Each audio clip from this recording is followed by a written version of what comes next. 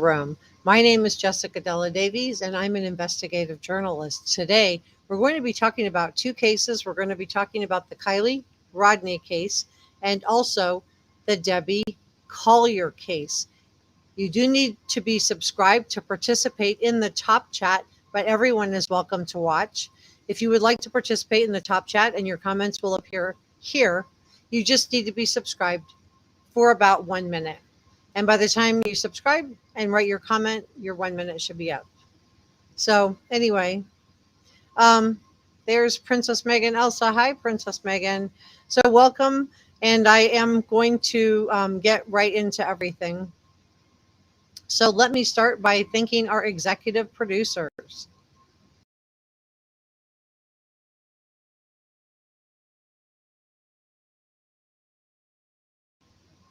I also want to thank our show producers.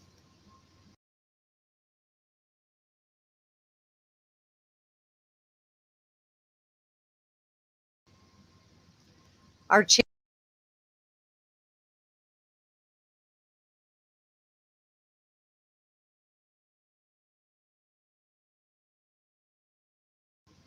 And if you would like to be a channel member, you just hit the join button next to the subscribe membership. And I would like to extend my and super. Sometimes I miss stream because I'm so engrossed in what we're doing. I do want you.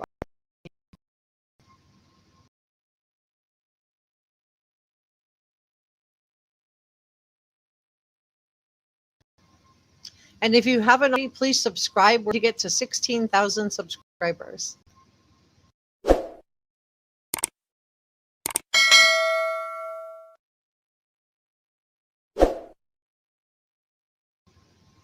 So let's get started. Hi, Megan, Princess Megan, Catherine Todd, Lala HK, Jakey5. I'm so glad you guys are here. And let's get started.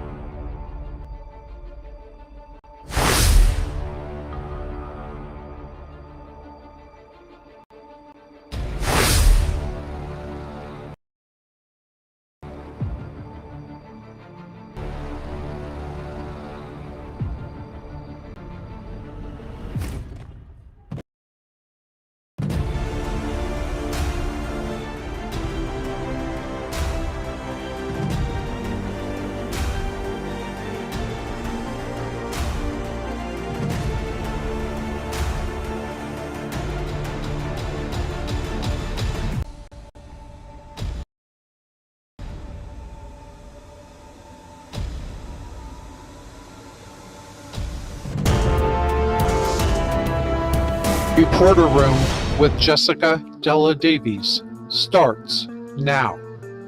Welcome to Reporter Room. My name is Jessica Davies. I'm an investigative journalist, and today we're going to be talking about the Kylie Rodni case.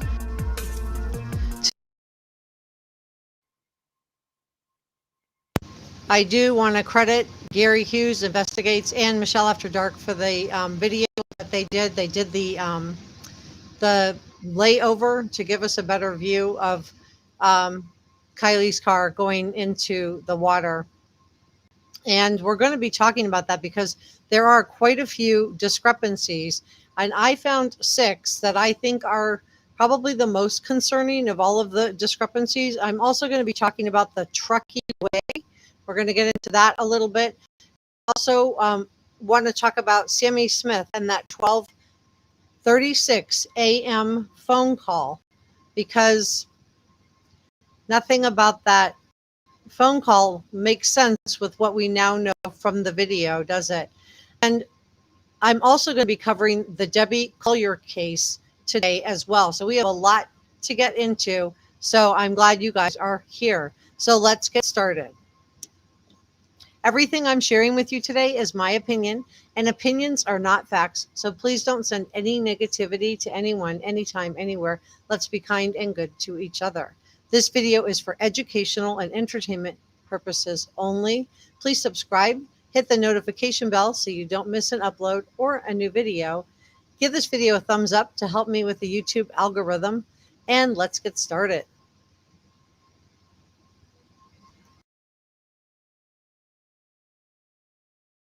Today, we're going to be talking about 6 big discrepancies in what happened to Kylie Rodni.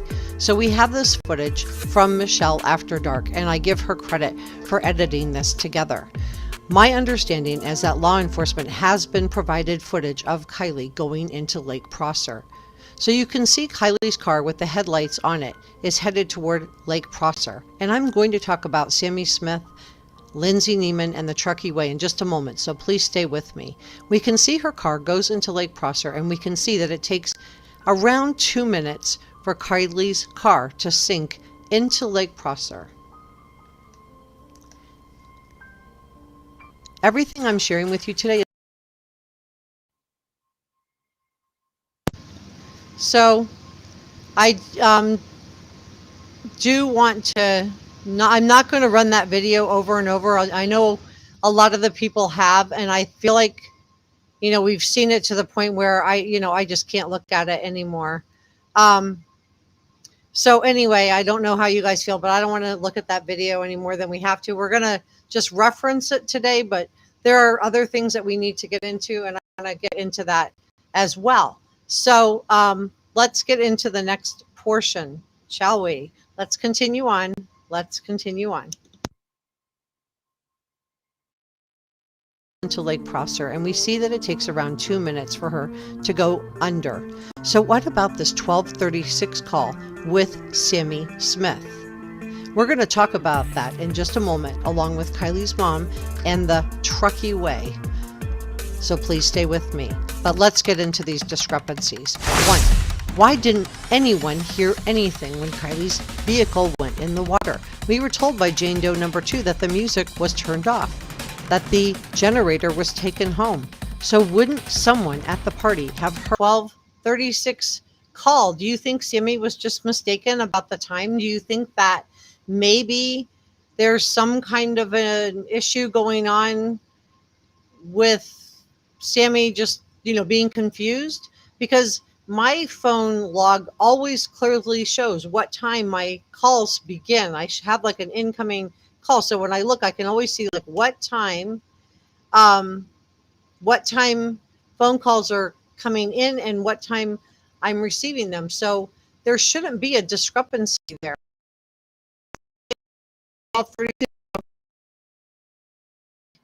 Is the one that broke.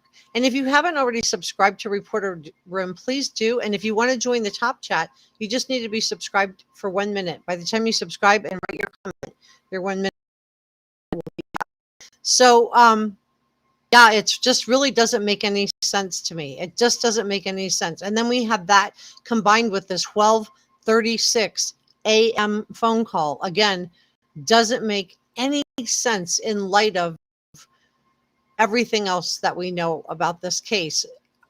I always thought that there was something off about that 12:36 a.m. call. And I told you guys, I thought it was unusual that Sami would have received a call, because remember, Sami says she told her goodbye, that she loved her, to be safe.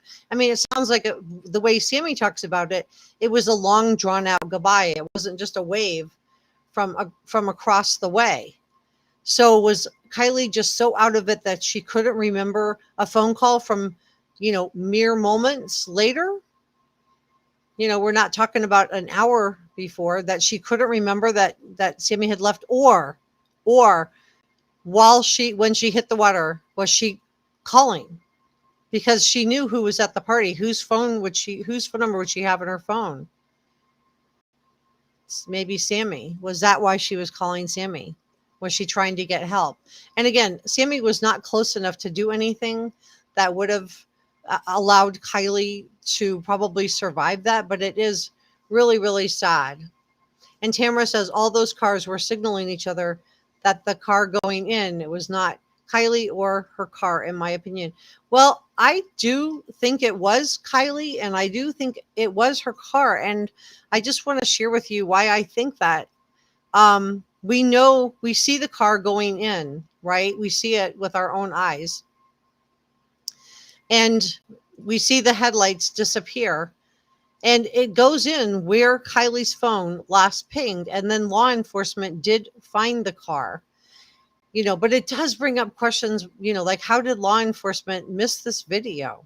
But anyway, let's continue on together. Let's continue on because it does raise this video answers some questions, but it also raises so many questions.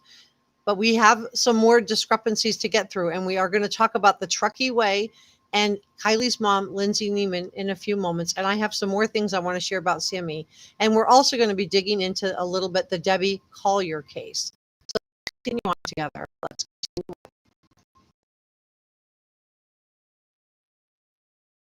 taken time. 4. Tow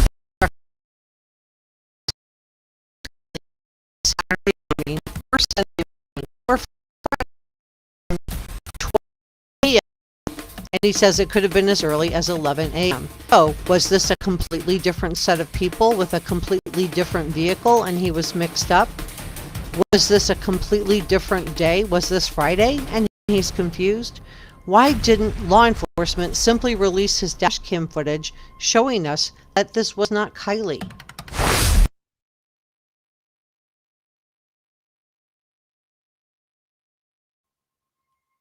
It would have been so easy for law enforcement to simply release the dispatch logs and the dash cam footage. And I don't know why they chose to sit on it. I don't know why they didn't just release that to either just say, well, this is going to be, this is either going to be part of the case or it's not going to be part of the case. I feel like I wish they would have just come out and released that dash cam footage right away because I feel like it all sent us down a path that we just need to go by. Because, and the other thing that just doesn't make sense is when he got there, wouldn't he have some kind of vacation? Wouldn't he have got some kind of license? I never called for roads and had them not ask me for my membership. And a lot of times I'm also asked to provide ID. So it's really odd that and didn't have the identification. They didn't law enforcement just the dash cam. Want to see it. Don't you see his dash cam? Still want to see who is on there. I still want to know who was on and what all this stuff with and unbuckling the safety belt. It just doesn't make any sense. It just doesn't make any sense. Let's continue on, guys. If you continue to talk politics in the chat, I'm going to the channel and you won't be able to participate in not only in this live stream but other ones. So okay. It doesn't add up, DC Primetime. You're right. And I don't know what to do about the breaking up. Like, I'm frustrated. I don't know what to do because I'm using my connection is showing that it's really good. I cannot control YouTube, but I don't know why I'm having so much difficulty. And he was mixed up. Was this a completely different day? Was this Friday? And he's confused. Why didn't law enforcement simply release his dash cam footage showing us that this was not Kylie? 5. Why did the parents allegedly go to Lake Prosser at 4 a.m. in the morning to clean up after a party, but wouldn't help search for Kylie? That never made sense to me. What kind of a parent would tell their kids not to come forward?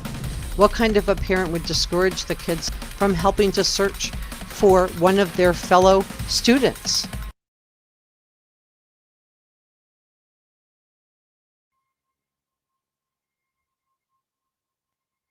So that part never added up for me either. I don't know.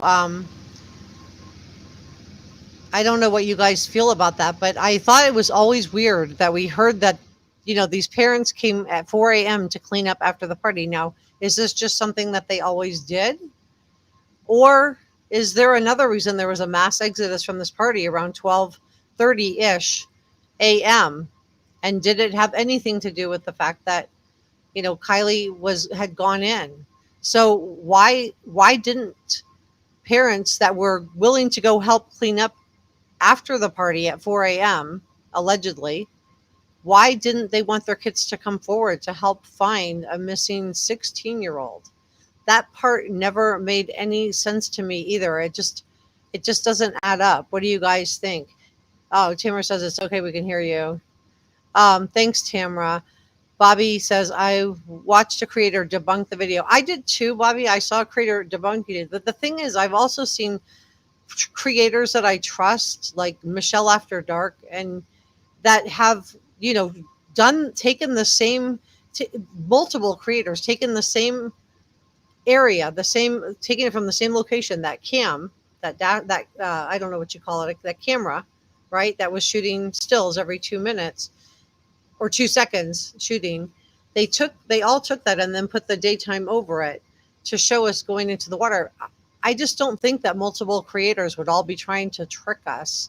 So, it would have to be somebody else put that footage up there for that to be. And then I'm not saying it couldn't be done. I just think it's highly unlikely. And I just don't see a bunch of reputable YouTube true crime creators that I trust and know would come forward and do that. And I do trust Michelle After Dark, and I do trust Gray Hughes. I think that they would not risk their reputations to do something like that. And other creators did it also. I saw it on multiple things. So I'm not saying it's not possible to do that. I just don't think that everybody got together and did that. I really do think that what we're seeing is the footage. And Mace Window says, I have small hope that the FBI. Oh, I lost the comment. Truth Seeker says, none of the creators are experts at analyzing videos. I cannot believe something that is inconclusive. Well, I mean, that's true. I'm not law enforcement, and I'm definitely not an expert at analyzing videos. That's true, and none of us are. And so it will be up to law enforcement to make this conclusion. But I do find it really, really strange that we have this video, and it does show the time of when she went into the water, which matches with the phone ping. And, it also matches with where she was found. She was found in Lake Prosser, which I guess goes back to, if this is true, if this video is true, then law enforcement really did miss her. They missed her in not even water you would need a scuba equipment to go in and find. It wasn't that deep. You could have snorkeled in and seen the car. It was 10 to 14 feet, right? When Adventures with Purpose, so even if it was a little higher, you still should have been able to go down a few feet and see it with snorkel equipment on. And remember, CheckItTV found that a laptop, which is much smaller than a whole car, on a paddleboard. Just doesn't make any sense. DC Primetime says bad witnesses. Seems like some independent witnesses. Yeah, I don't know if I think that people. I know that is not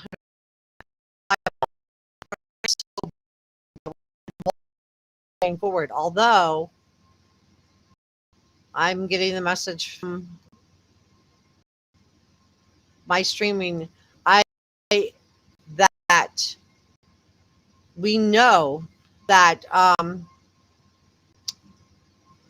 Jane Doe number 1 and Jane Doe number 2. I don't know. Could that have been one of the people that came forward as witnesses? We don't know that these are 3 separate people.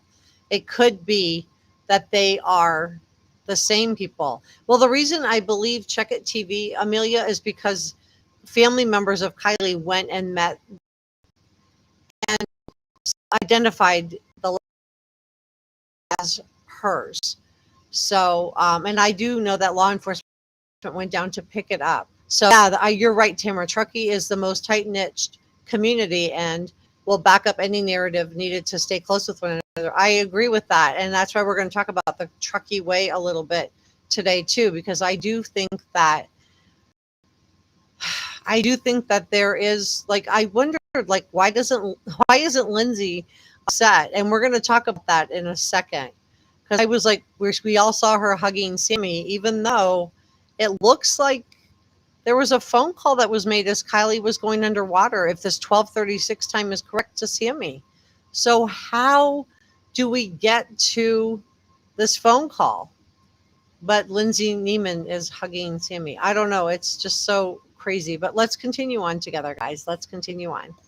I'm glad you're here with me. I do appreciate it.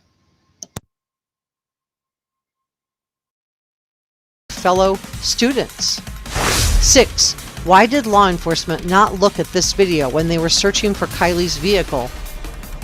Why did law enforcement not find Kylie's vehicle? Why did they tell Adventures with Purpose that Lake Prosser had already been cleared? Adventures with Purpose contends that law enforcement was telling them that they didn't need to search Lake Prosser, whereas law enforcement denies this.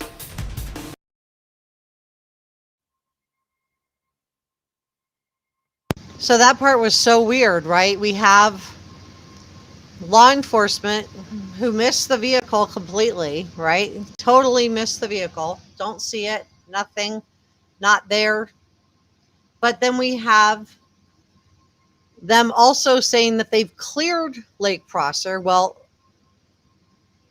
clearly they did not. They did not clear it. And of course, law enforcement, after Kylie was found, denied that they told Adventures with Purpose that they had cleared Lake Prosser and they didn't need to search. But if that's the truth, and law enforcement is telling the truth on that, and they didn't tell Adventures with Purpose not to search Lake Prosser, then why in the world did Adventures with Purpose go to the Boca Reservoir and search there first? They searched there first because I do believe Adventures with Purpose, I do believe they were told by law enforcement that the lake had been cleared. Now, maybe law enforcement did not intend that to sound like don't search there. Maybe they didn't intend that. But, you know, that's possible. But I do think it's really, really sketchy that law enforcement could not find her 55 feet from where her phone last pinged.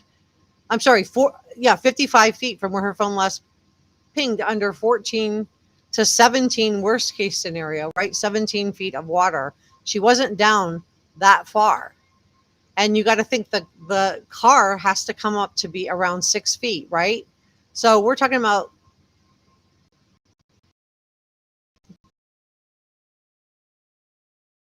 does not make any sense at all. Nothing about this whole situation makes sense. And the other thing that's really odd is that this would have fallen under jurisdiction of the Nevada County Sheriff's Office, right? Because that's who ultimately got the case handed over to them. So why was the other police department even involved? Why were they involved? Wouldn't this have fallen to the FBI and to the Grand County? It was their jurisdiction. It was a national park, right? So why was this a law enforcement agency even involved in this case? It just does not make any sense at all. Six and Amelia says video footage without forensic analysis isn't imperial evidence. The other Sharon says, what in November? And Holly Golightly says, is talking to me, either better refresh the bell, I guess. And Lala HK says AWP are the only truth in this case has had. And DC Primetime says federal government, right? Yeah, I know. It's so weird. It is just so bizarre that they would just miss the vehicle. It's so bizarre that they didn't release the dash cam footage to us. I mean, they cleared Jagger, right? So obviously they saw it. And then the other question that I have is, okay, if YouTubers could find this footage, if social media could find this footage, if you guys could find this footage of Kylie's vehicle going into the water, why didn't law enforcement have the even begin? We're not just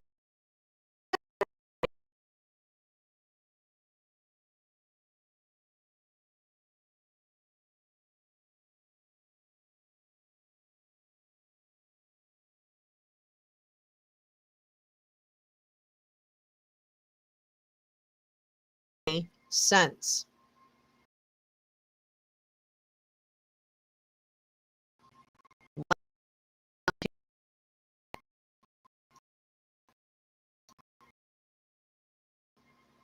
Oh my God.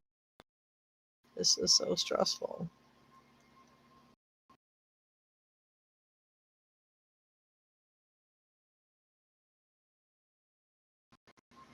Okay, you guys can still see me. I don't know. I keep having to refresh. I'm having issues that are not. These are not my control issues. This is beyond my control. This is going back to problems with the streaming service, which is Restream. So I don't know what I think I'm going to have to change. Anyway, I'm sorry I said a bad word on there. Wait, let's going. I'm going to turn this off. First of all this testimony is notoriously unreliable. Still rule out to adopt and live by Prosser, whereas law enforcement denies this. So let's talk about the Truckee way. This goes a long way to explaining Lindsay Neiman's mentality. It follows along the lines of a group think that this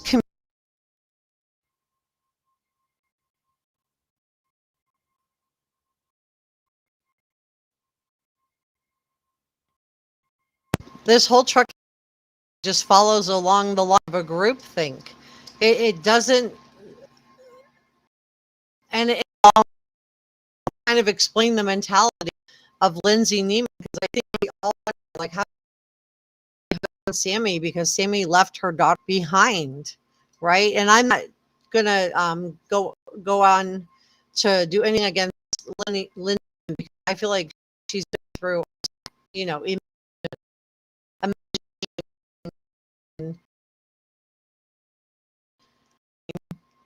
on Saturday.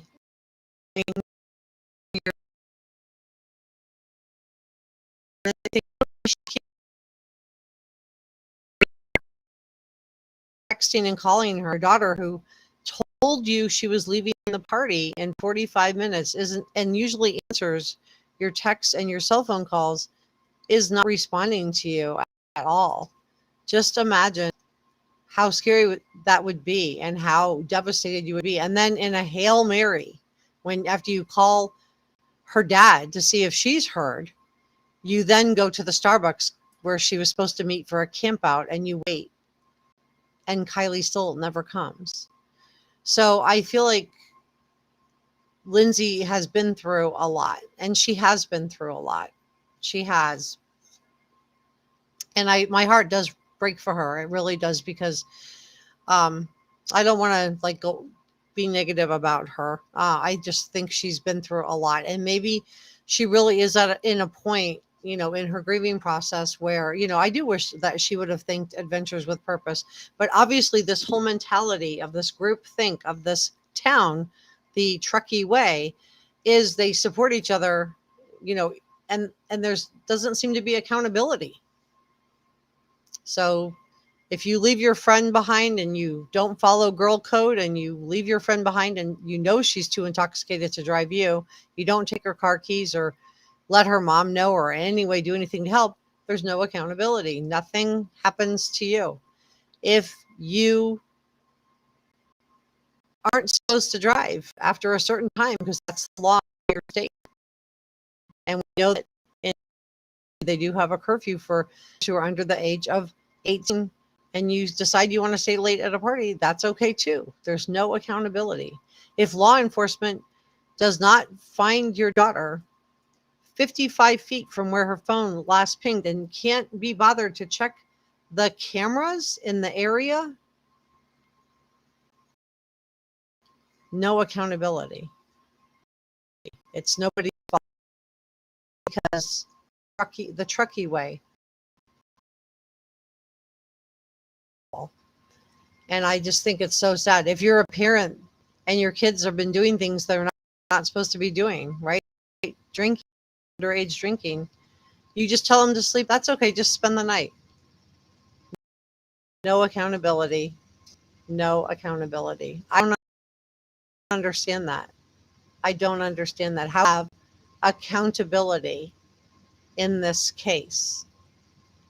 It just doesn't make sense. But let's continue on together. Let's continue on. Community has chosen to adopt and live by, and it explains how Lindsay Neiman was able to hug Sami even though Sami left Kylie behind. It explains how Lindsay Neiman was able to forgive law enforcement for not finding Kylie Rodni even though she was located 55 feet offshore from where her phone last pinged. So does this video out foul play? Because many of you feel like foul play may still be involved. So was this foul play or simply a tragic accident?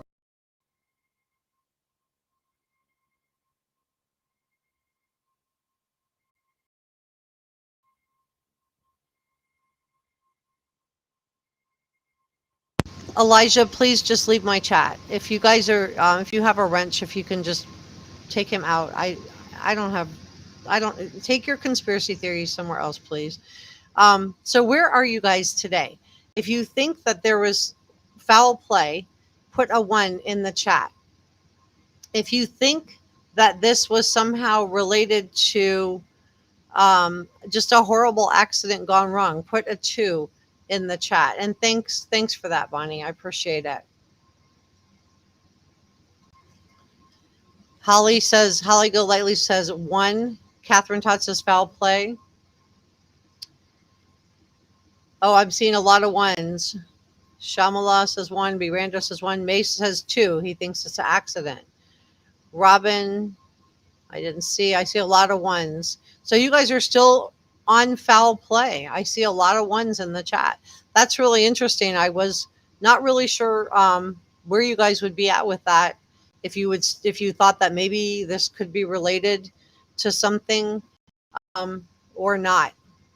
So it sounds like a lot of you guys still feel like there's foul play involved, and Sweet Bee's saying it's an accident but a cover up. Thanks for that, Holly Golightly. Yeah, I think so. A lot of you guys still think there's foul play, even though we have video evidence of her going into the water, and I'm wondering if that's related to 6 Amelia says 1 and 2. So maybe an accident, but some kind of a cover up that happened after. And that, kind of takes us back to that 1236 phone call to Sami. And that just like never rang true. It just never rang true with what was going on, right? It didn't make any sense because how does the phone last ping at 12:33 and we have this phone call and now we see her in the water, floating in the water, floating in the water. So did she place this call as the car was going under? Or does Sami have this call time, this very specific call time, 12:36 a.m.? Did she make a mistake? Was it 12:26 a.m.? Misread.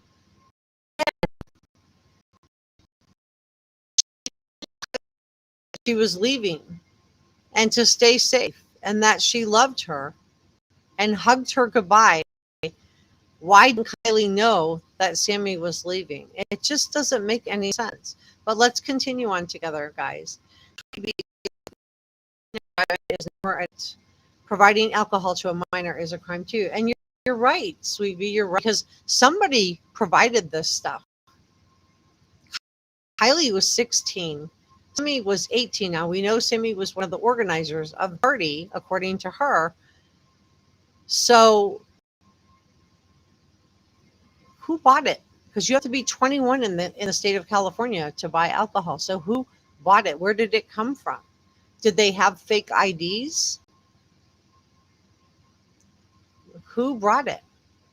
Who brought it to the party?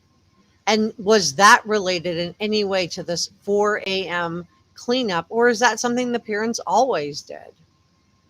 Is that something the parents always did? Let's continue on.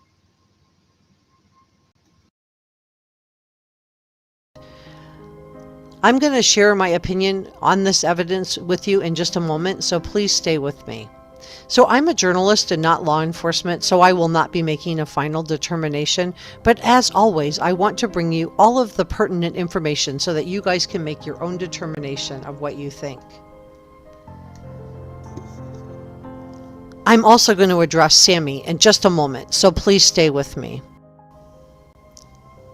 First of all eyewitness testimony is notoriously unreliable.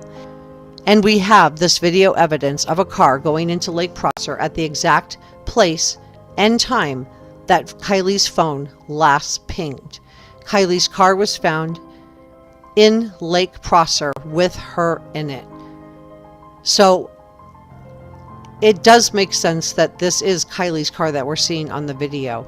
And I've heard some people say that the video has been manufactured, but numerous content creators have re-edited and redone this video in a couple of different ways using their own editing software, and they've all come up with the same consensus, which is that they believe that it does show Kylie's vehicle going into Lake Prosser. So this would have to be a massive conspiracy by multiple YouTubers in the true crime community, and I just don't believe that they would mislead us. I just don't believe that this is some kind of a massive conspiracy. So I do believe what my eyes are showing me. So I want to talk about Sami's troubling 1236.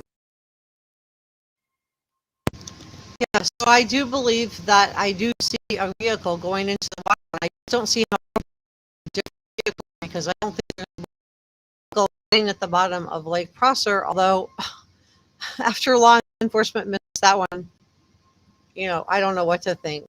But yeah, Lala HK, you're right. More questions. It's just so bizarre. And then that 1236 call, in light of seeing this video and knowing that it took a couple of minutes for the car to go underwater, and then it would have taken, the water would have come in pretty fast because we had this window down and we had the one behind her halfway down. So was she in the front seat and trying to get into the back?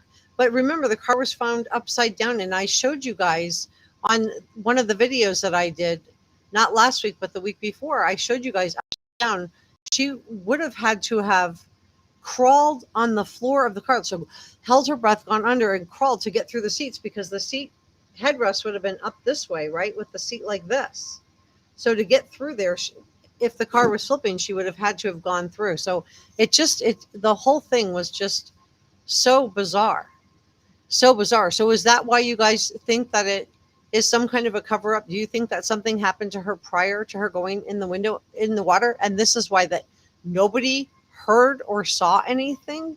Because the music was out.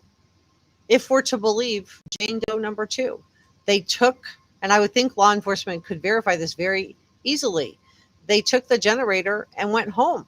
Somebody left, whoever brought the generator. So, and then later, there was a guy blocking the exit, right? She told us that part too. If we can believe anything she says, I don't know.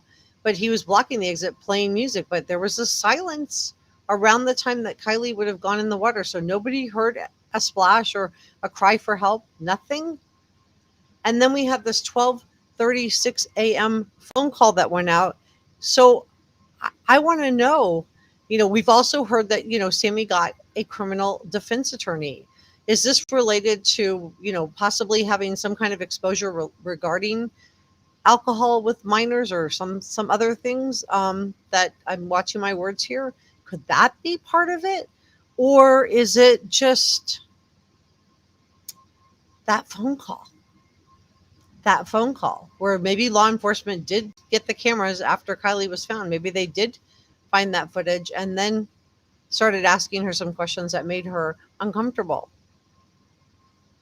And so, she got herself a lawyer, or maybe she didn't get her lawyer, and maybe that part's not true.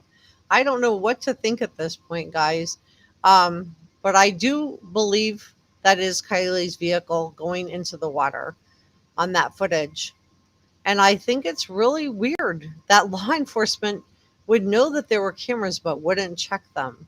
It just doesn't make any sense at all. Holly Golay says, fire camera video of a car going into the water is definitely being questioned.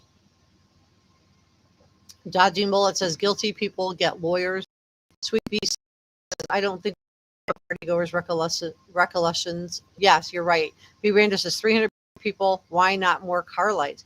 Yeah, that's really great point, B. Rando, because we see the video footage and we see some cars leaving. We were a mass exodus. Now it could be that they were riding together, that we had 2 and 3 people in a vehicle, not that it was 300 vehicles, right? But we have 2 campers that don't have a dog in this fight, don't have a pony in this show, that both reported this mass exodus from the party around 12:30 a.m. So was Kylie trying to leave with them and just made a wrong turn? Or, how did nobody hear her go into the water? How did nobody see her that she drove off the wrong way? Wasn't anybody looking out for anybody?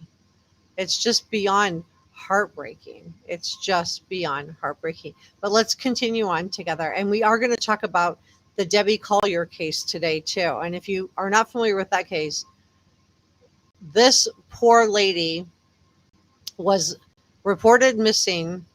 She sent a Venmo message to her daughter with over $2,000 in money, but with a message that said, I don't think they're going to let me go. That's what she put in her Venmo message with the money. But the daughter doesn't call 911. Oh no. She waits to go to her stepdad's house and gets him to do it. And this poor lady is found charred and partially undressed off a beaten path in this highway. It's just so crazy. But let's get back to Kylie and let's continue on together, because I feel like this video has answered some questions, but in some ways I feel like we have even more now, right? Even more. Yes, you're right. Dodging, if you provide alcohol to a minor and it leads to serious injury or a fatality, then you have criminal exposure. It is a felony. It goes from being a misdemeanor to being a felony. So let's continue on.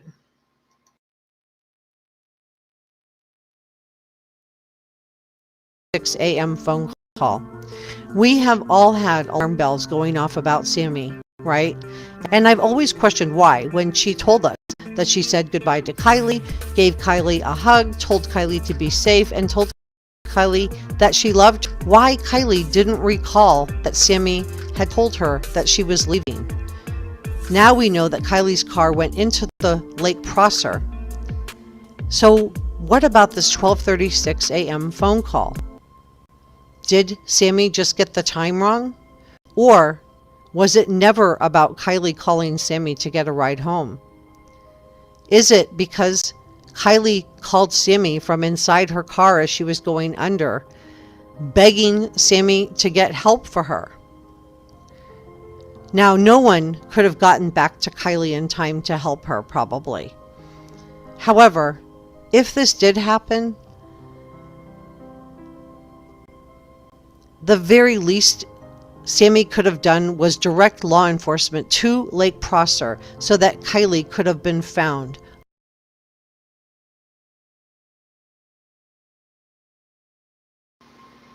Yeah, I think that's the part that just bugs me the most. Okay, even if she got the 12:36 call and she couldn't do anything and she didn't know what to do, and remember, she probably wasn't sober herself. So even if Sami got the call at 12:36 and she couldn't get back there because she was already out on the highway, why not tell her? First of all, 911. Why not let her mom know, let law enforcement know, tell somebody? But it just goes back to this whole the trucky way, right? I thought maybe law enforcement was letting her have these teen to teen meetups because I thought they were just giving her the rope. They knew that somebody provided alcohol to minors, right? So and they knew she was the organizer. According to herself, she organized. She was one of the organizers. And I thought maybe law enforcement was giving them the rope. But now that I'm just seeing kind of how everybody's kind of covering for each other, I'm wondering if that's the trucky way. You leave your friend behind at a party and she's too intoxicated to drive and you don't tell anybody. And we're going to just let you meetups and filter the information through you, because this is a communal effort. And again, where's the accountability? Where is the accountability? Who's going to hold enforcement accountable? Is there going to be accountability for what happened to you?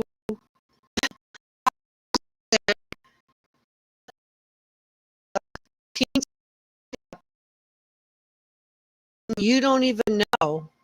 You don't even know.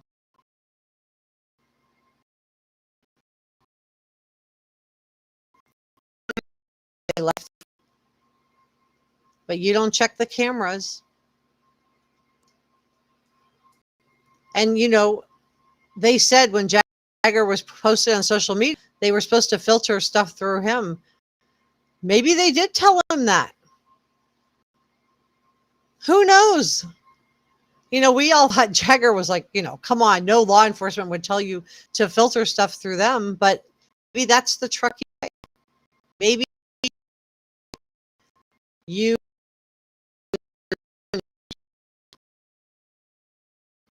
and nobody's accountable. Not whoever provided them the alcohol, not who left her behind to find her own way home, even though she was you home.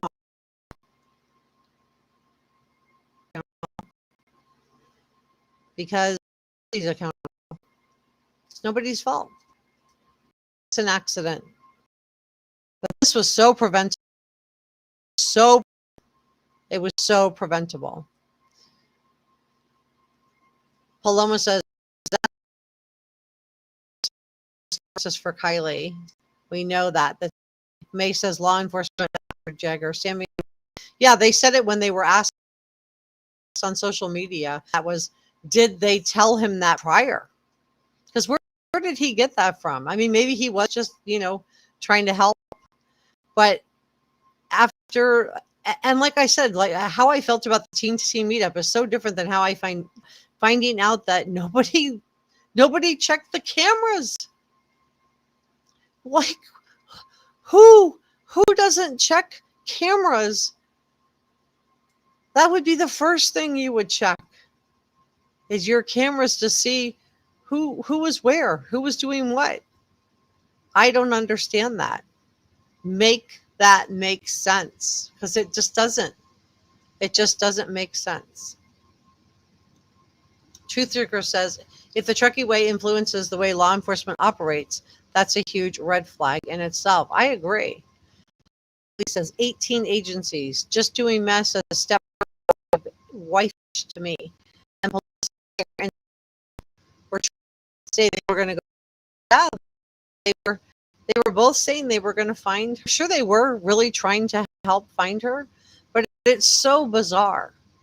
It's bizarre that we have this girl that's gone missing and they're about to move it. They spent all this money searching the lake, but nobody checked the cameras. Does that make sense? Because it doesn't make sense to me. It doesn't make any sense to me.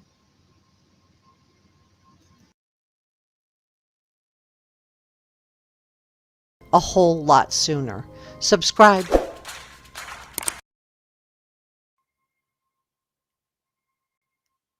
So I think it's so bizarre and so sad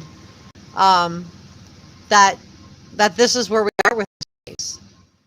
And I'm left. I know a lot of people are like, well, we have. I'm left with more questions than I am with answers.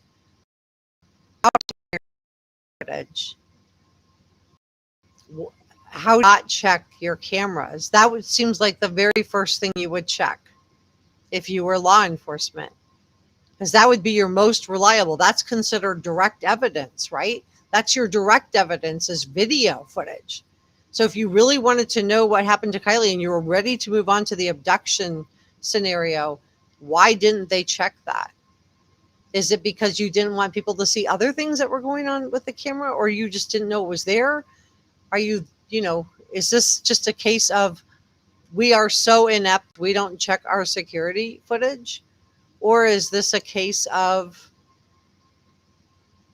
we messed up again? I mean,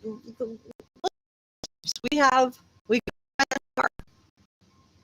55 feet offshore from where her phone last pinged.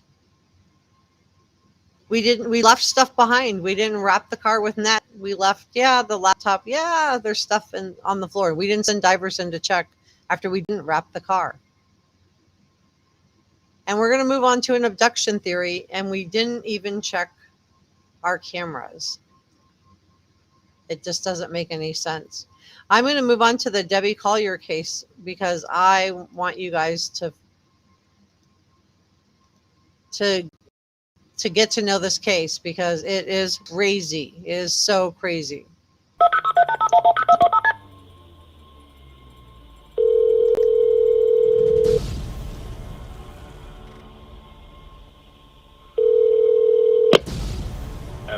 Number one.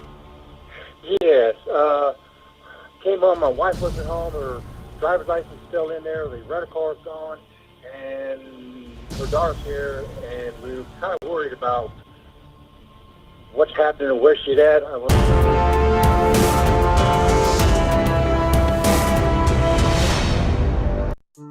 Reporter Room with Jessica Della Davies starts now.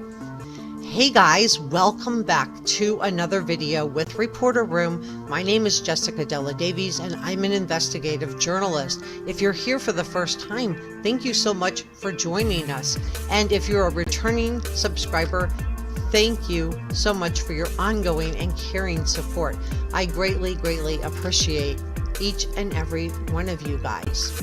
So we have big news on the Debbie Collier case.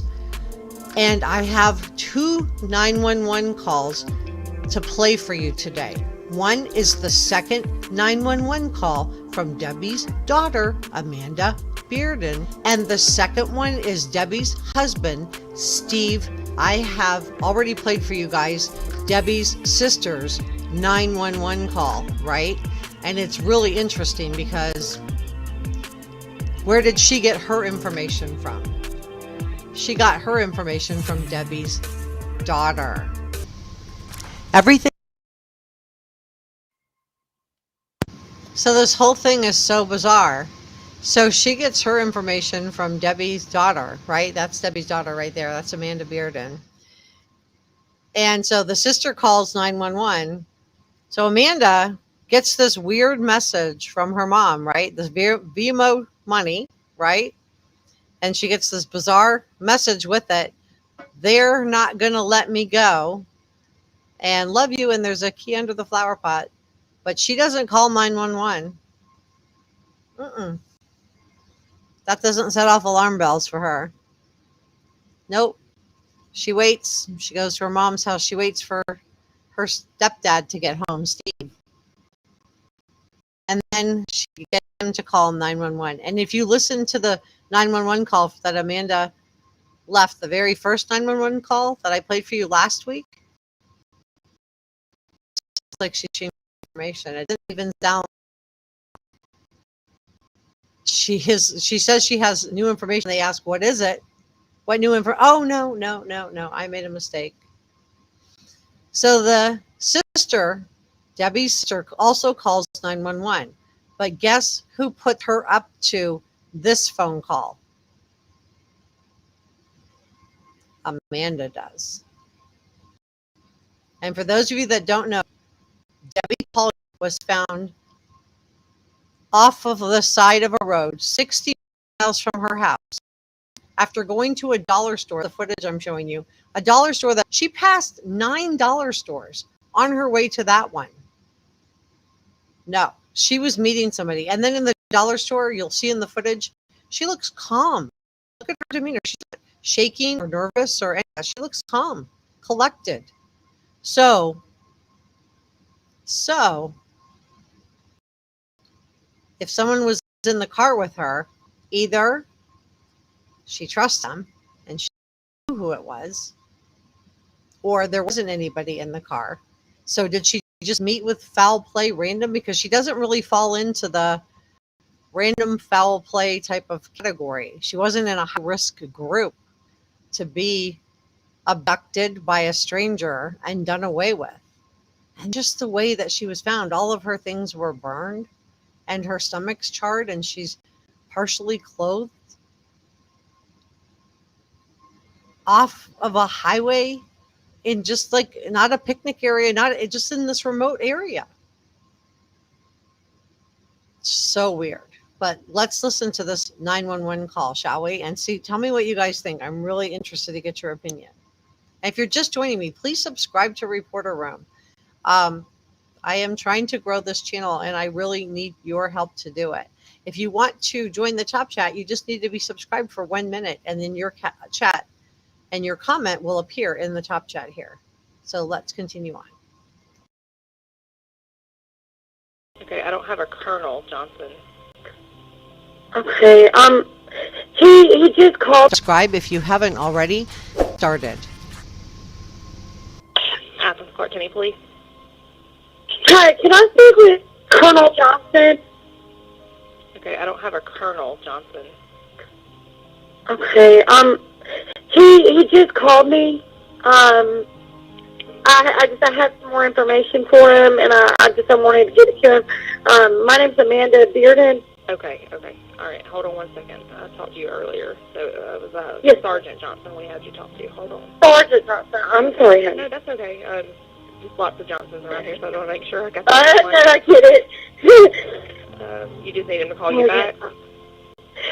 Yes, ma'am. I thought about it, and I have her iCloud information. I know that and correct me if I'm wrong, but if the phone is turned off, it would still track her. But I do have her. I've got her Apple ID and what I thought was her password, but the password isn't working.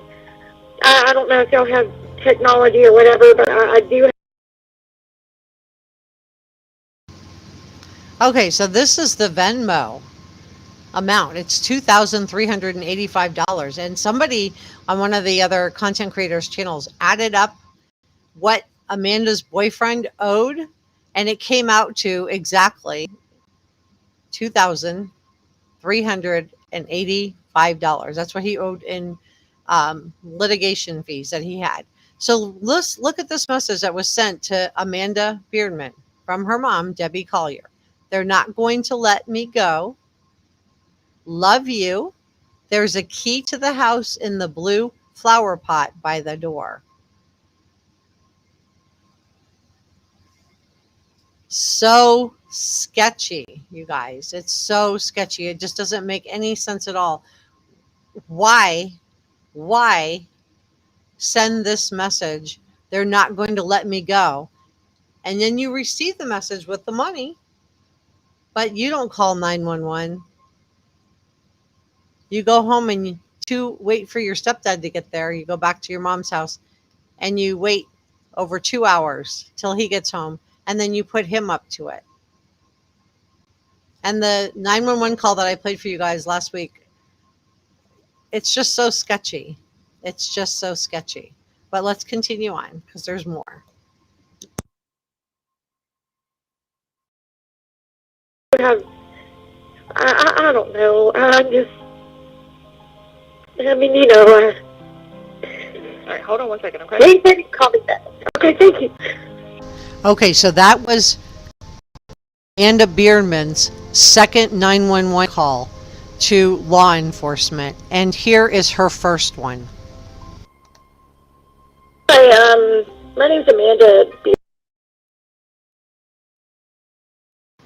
So I'm going to play this first one for you, and I want you to listen to the call and tell me if you think she's really calling because she has information. This is her first call to 911. Okay, this is her first call because she gets that Venmo message. They're not going to let me go.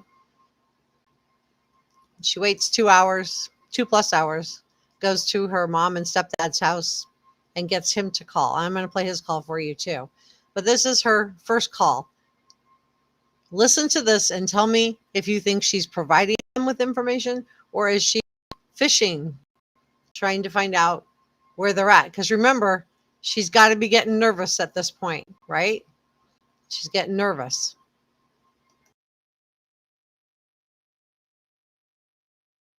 And I filed a missing persons report on my mother last night, yesterday, excuse me, and I was just wondering if maybe I could speak with the detective that's been assigned to her case.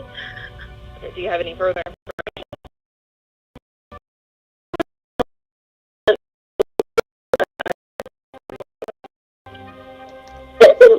Bear with me just a second. I'm sorry. That's fine. Okay, it's 2022 dash 0910 0216. 216. Yes, ma'am. And the detective may not actually be in the building yet, so I may have to get your patrol officer. Okay? Just bear with me just a second. Okay. And she sounds really upset, right? She sounds upset. She sounds cry. But I'm playing for you. This is the blonde here in the lower part of your screen. That's Debbie Collier in a dollar store that she went to that was almost 70 miles from her house. She passed 9 other dollar stores to go there. Something got her up that way. It wasn't on her way. Her husband was on video at a big football game in Georgia, parking cars. So they got him on camera. Oh, and their law enforcement actually pulled the footage, unlike somebody else's law enforcement. But look at her demeanor. She's the one lower in the screen, and look at how calm she is.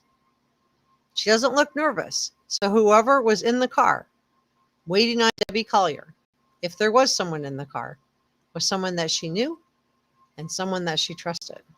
But let's continue on.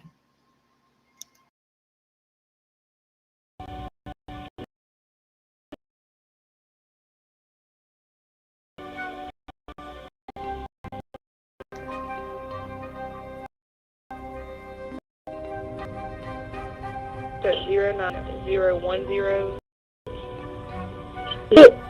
I'm sorry, the handwriting is not great, but it's 09100216. Sorry about that. I got this. You're fine, it's only me. On Rocky Drive? Yes, ma'am. Okay. What kind of update do you have, just so I know what to try to... Oh, no, I'm sorry, I didn't mean like I had an update. I just said, oh my God, I didn't mean, I'm sorry, I'm not in a clear mental state. I mean, this is my mother that's missing. I just wanted to talk to them. I wanted to see if maybe there's something I could do. I do have the rental agreement number if they needed that. I mean, that's the only thing that I have to offer. Maybe because she was in a rental car, I do have her rental agreement number. If they could maybe trace the GPS in it. Okay, what's your phone number?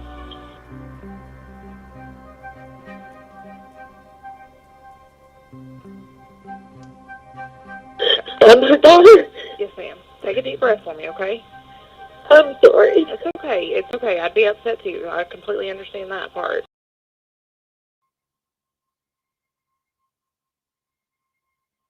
So that's Debbie's rental vehicle. That vehicle right there that I'm showing you, that is her rental vehicle. And she was found down a ravine in those woods. And I don't know, Amanda Bierman is really crying, or these crocodile tears? Because I think it's really weird that she's not the one that reports her mom anything has happened to her mom, in light of the fact that she got this Venmo text, this Venmo message with the money. They're not going to let me go. I don't know about you guys, but for me, I would be absolutely calling 911, frantic to try to find out what happened to my mom I would want to know. I would want to know. I would try to message her back. I'd be calling her. Mom, what do you mean they're not going to, who's not letting you go? But let's continue on because this whole thing is crazy.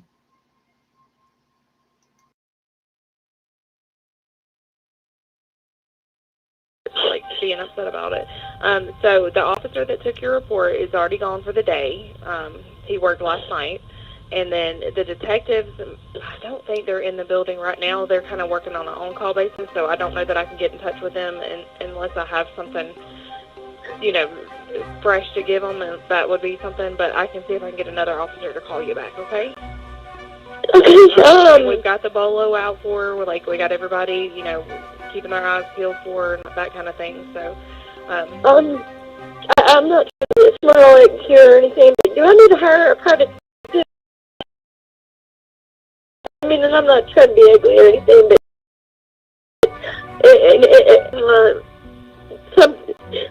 I know you don't know everything, of course, but why it hasn't, what I'm being done, like, why isn't the GPS in her van? So do I need to hire a private detective or anything? Because why is what I'm asked not being done? Whoa. Oh, okay. Who's in charge here? The one who received the bizarre message but didn't think it was important to call 911 or law enforcement? And I don't know. What do you guys think? I think it's really bizarre that she's, you know, kind of a veiled threat, in my opinion, that she's just coming. Do I need to hire a private investigator? Because what I'm asked hasn't been done. Why didn't she call 911 herself? I just think it's so sketchy. And I just want to say one other thing, too. I think this case does deserve to be covered. And I know that not everybody in the true crime community is going to jump on this because it's not a missing young person. It's, you know, it's not a missing minor. But, you know, for any of you guys who, you know, have gone over the age of 40,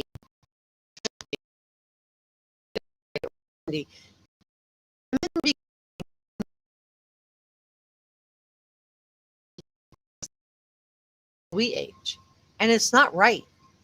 We matter too. And Debbie Collier matters too. And that's why I think this case is important. That's why I'm covering it. Debbie Collier matters, and she deserves justice also. And I just don't her being summarily dismissed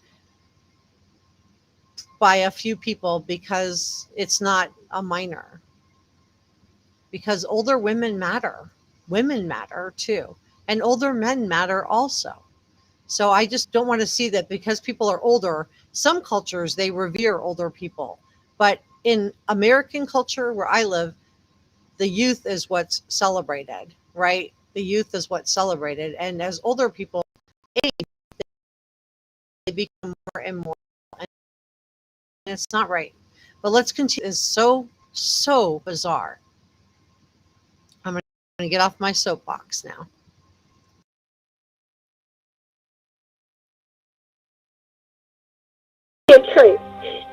Do I need a private detective to do that? I mean, I'm not trying to be ugly or anything. I just, myself.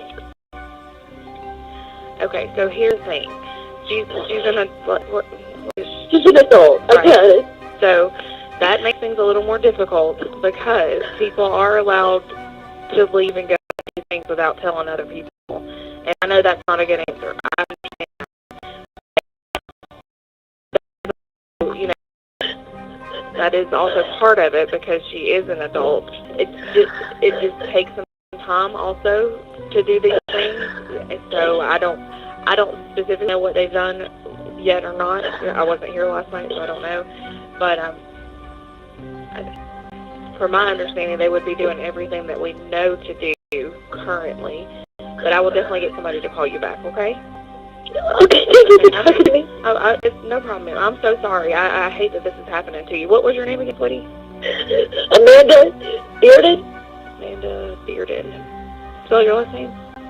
Bearden. Okay. All right, I'll get somebody to call you back here shortly, okay? Thank you so much. All right, thank you. Bye-bye. So,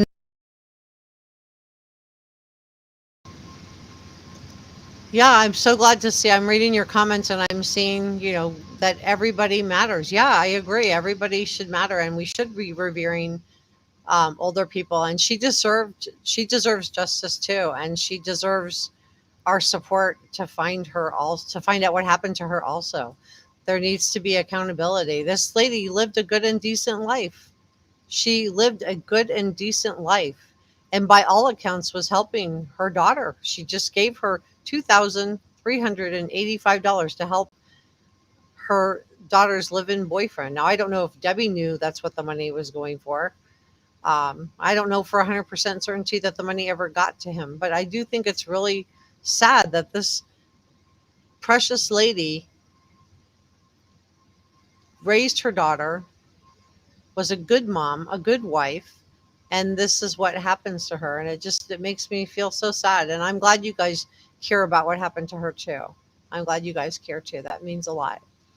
So if you're just joining me, please subscribe to Reporter Room. And if you want to join the Chop Chat and have your comment here, you just need to be subscribed for 1 minute. And you guys that have wrenches, you do have my permission to time out somebody, or if somebody's being just, really not polite, you can just remove them from the chat. They don't need to be in here.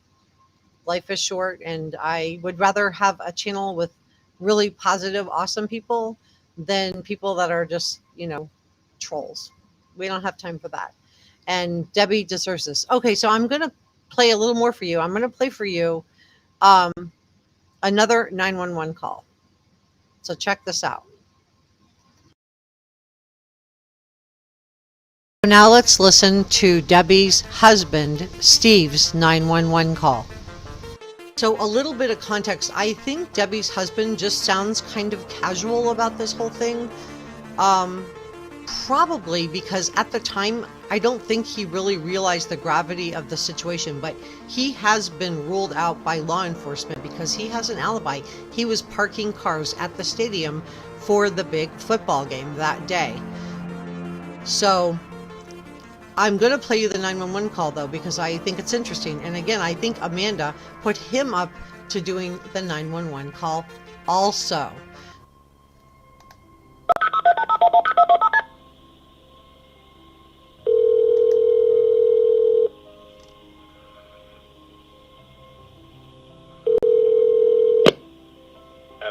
Number one. Yes. Came home. My wife wasn't home. Her driver's license is still in there. The rental car's gone, and her daughter's here. And we were kind of worried about what's happening and where she's at. I was wondering if you could send somebody over here. Okay. Does she have any medical issues? Does she have like Alzheimer's or something like that? No. She's 59 years old. No, she has no medical issues like that. And according to her daughter, who went up and her purse is still here with her driver's license. The only thing is the phone is gone, and she sent her daughter a text about 2 hours ago saying they won't let me go. Whatever that means, we don't know. And I've been gone all day parking cars for the football game, and that's where we at. What's your address, sir? 435 Rocky Drive, Athens, Georgia. You said 435 Rocky Drive? Yes, it's right next to Sandy Creek Park.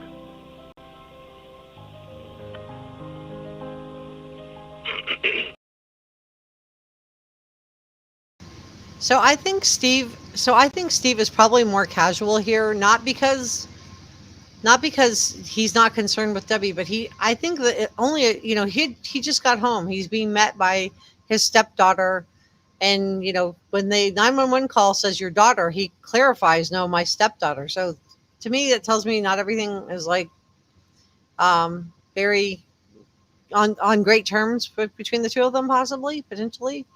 But he's been put up to making this 911 call. So in his mind at this point, because he has been ruled out by law enforcement because they did actually check their video cameras, unlike in the Kylie Rodni case. But I digress. But he was on camera parking cars at a football game. So he is on camera, and he's been put up to this. And so I think he just sounds kind of distracted and and not totally engaged with this because he doesn't think anything is really wrong yet. And I also, you'll hear a little bit later on, you'll find out that he has hard of hearing as well. But let's continue on, guys, because Debbie deserves our justice. Debbie deserves our time also.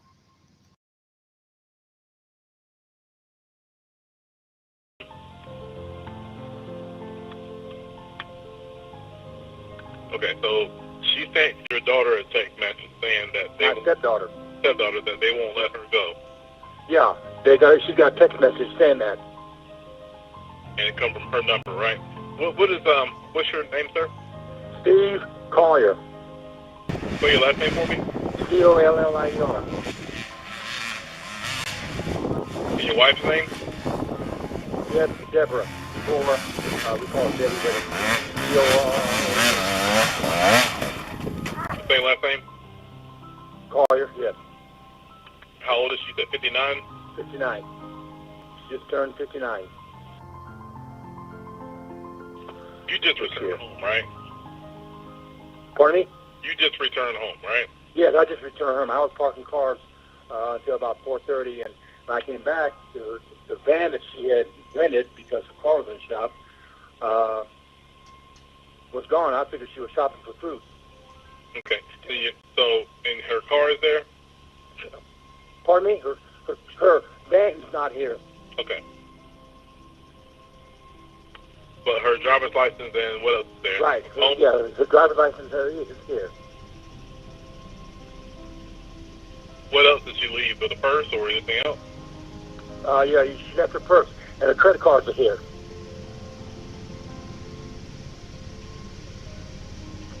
When was the last time she was seen? Well, I left at 9 o'clock. She was still sleeping. So, last night. I mean, she went to bed last night, and I left, and the van was here. So is your stepdaughter there though? I mean, did she see her today? Pardon me? Did your stepdaughter see her today? Wait a minute. You say a stepdaughter. Did she see her or?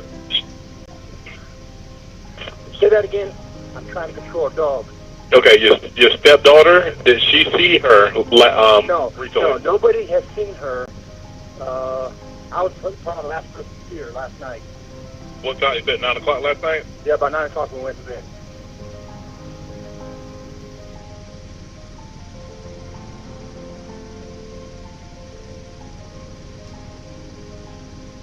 You left this morning, right?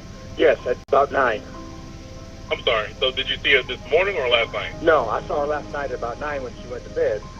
And when I left, the van was here. And So she was. You don't know if she was still there or not. You didn't see her this morning. right, except the van was still here. So I'm assuming she was sleeping.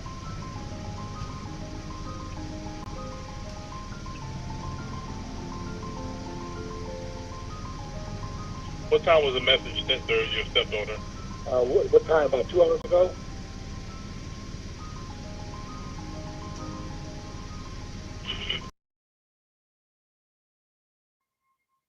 And you can hear there, who's he asking?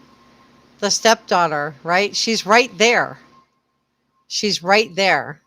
But she's not making the call herself, even though she's the one that got the weird message. It just doesn't make sense. And then her live-in boyfriend has a of DV, and the two of them have restraining orders on each other, allegedly. So let's continue on, because this daughter moved back, and within a few days, Debbie disappears. And again, Debbie's not in a high risk group to just disappear off the face of the earth. So it just doesn't make any sense at all. And if you got that Venmo message from your mom, wouldn't you be calling 911? Because I know I would be calling.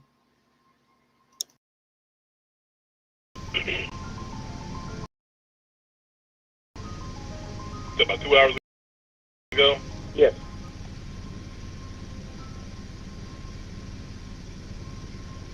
And it specifically said they won't let me go. Yeah, that's what the message said.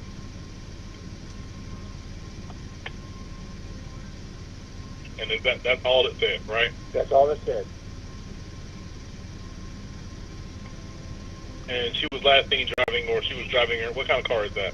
It's I don't know because the car's in the shop, so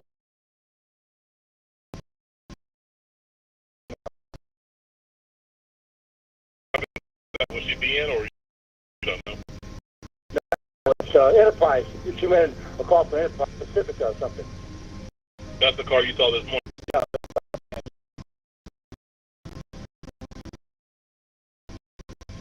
The black Pacifica, Yes.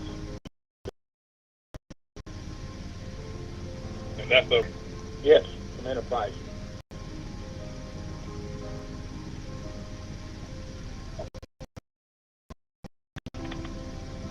All right, I'm sorry. What's her? So it seems like somebody is behind the scenes trying to pull the string and control the narrative. And we've all seen that before on other cases, haven't we? I can't wait to hear.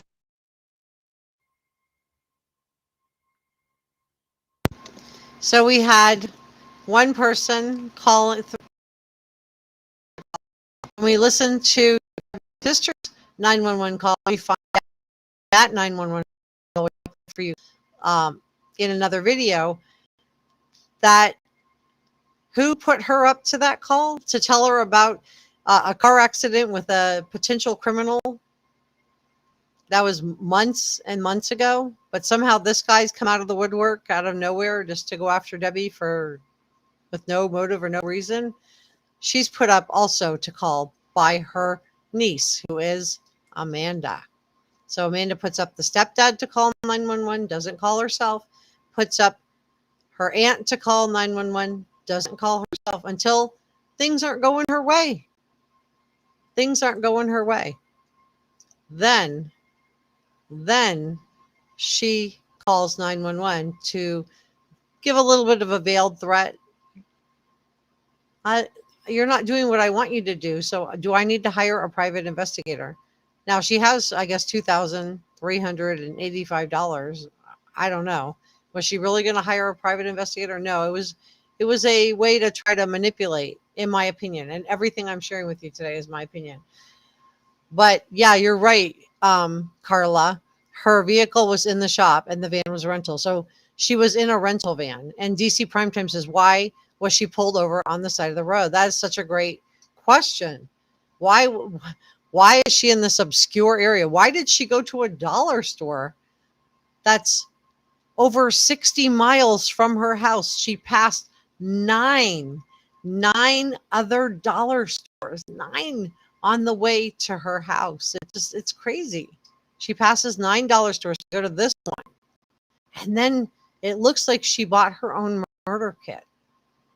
She bought a torch lighter.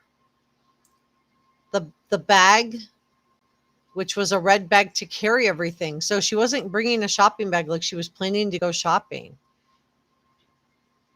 It just doesn't make any sense.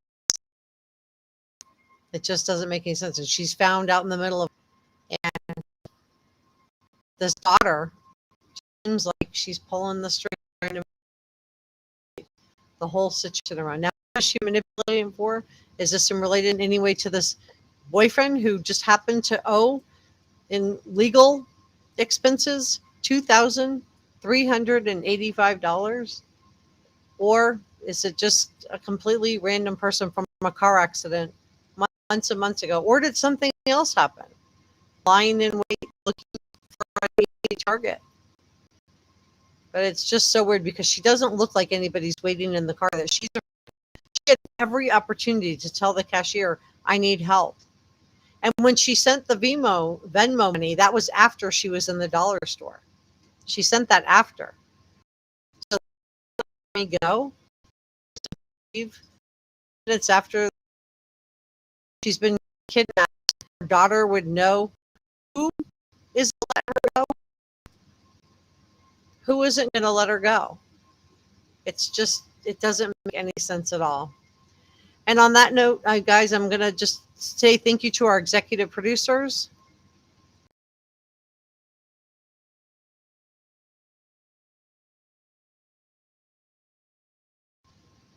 Say thank you to our producers.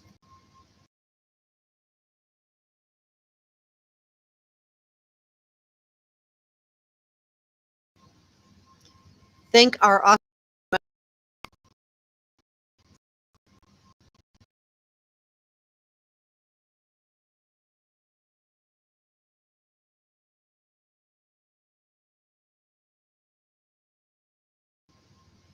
and say thank you to your chat. I will play this way.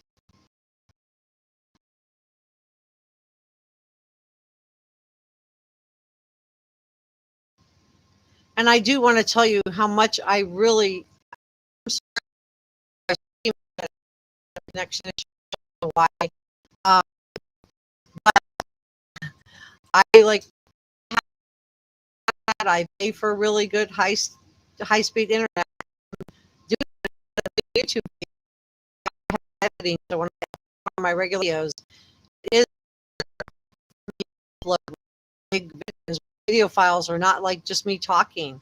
It's got music under it and video, and a lot of times photographs layered on top of that. So I have 4 and 5 layers of stuff getting uploaded into the video. So you require high speed internet. So it's not on my end. I just wanted to tell you that because quality and doing high quality work is really important.